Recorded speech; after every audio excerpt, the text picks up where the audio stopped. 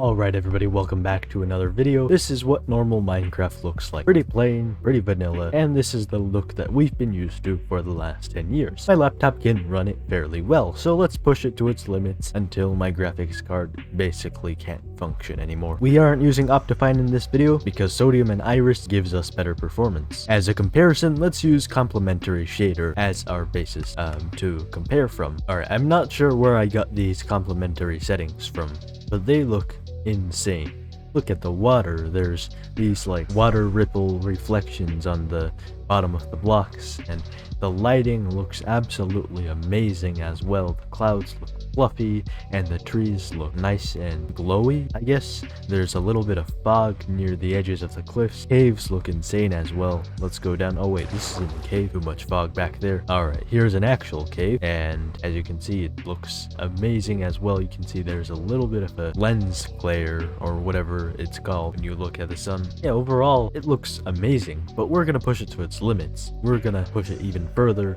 use actual ray tracing and these packs, which I'm gonna show off pretty soon. So first, let's switch the shader to SEUS PTGI. Okay, so you might not be able to hear it, but my Minecraft is, well, not my Minecraft, my computer is sounding like a jet engine right now, but the noise cancellation in OBS is insane, so can't really hear it. But this is what SEUS PTGI E12 looks like. This is actual legitimate ray tracing in Java Minecraft. Apologies for the occasional glitches.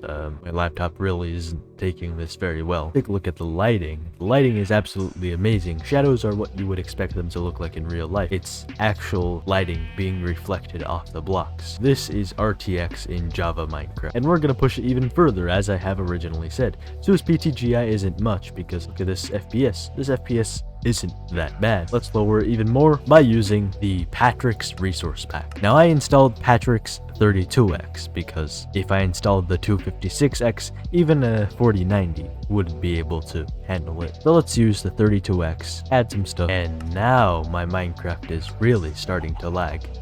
This is only 32x. Take a look at the chicken. This chicken is high resolution. It looks amazing. It's got a nice style to it as well.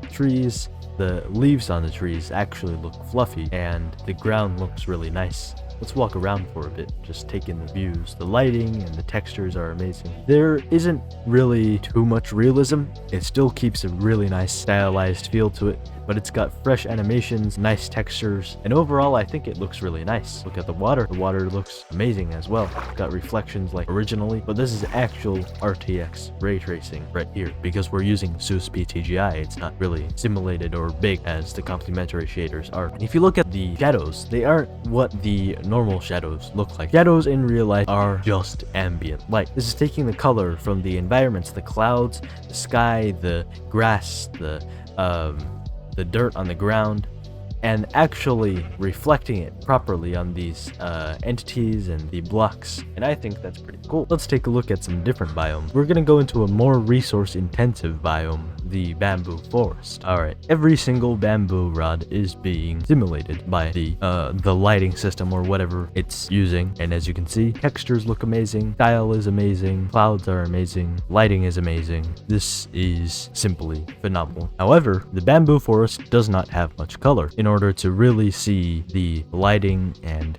the colors of really shine, let's go over to some place with a little bit more color, a little bit more vibrancy. We are going to a warp forest in the nether. Alright, let's take a look at the reflections. The reflections are really nice. I mean, they would be a lot better if I was using a 256x texture pack, but they already look really nice. They look like an actual surface with actual reflections, and this is one of the things that really stand out about the Patrix pack.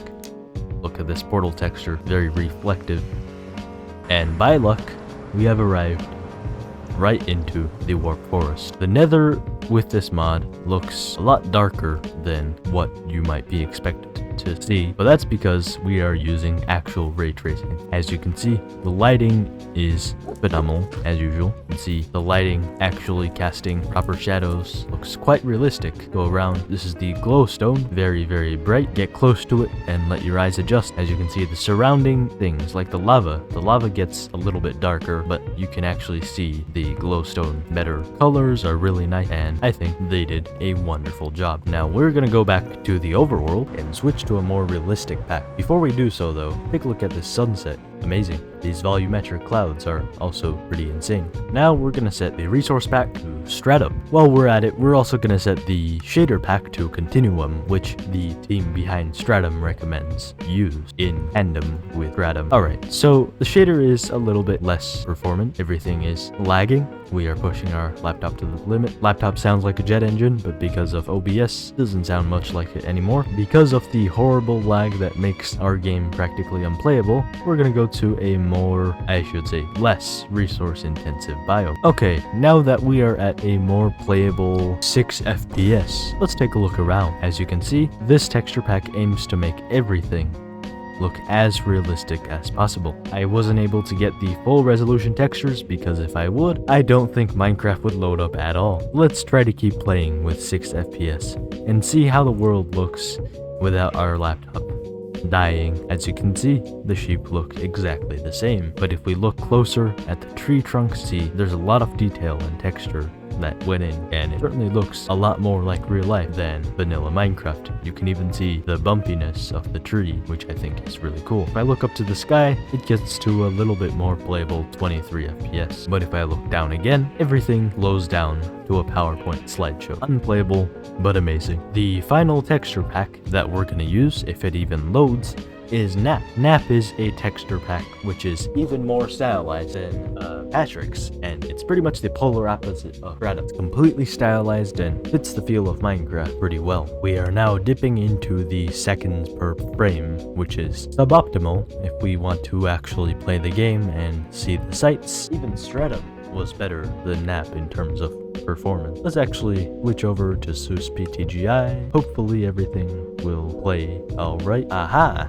There we go. Game is at a much more playable 26 FPS. As you can see, a much more stylized feel to it. See, the trees look hand painted. Sheep are no different as usual. And I'm pretty sure that NAPP is supposed to have 3D textures, but I'm not seeing it for some reason. So that's strange. One problem with NAPP is that it has not been updated in quite a while.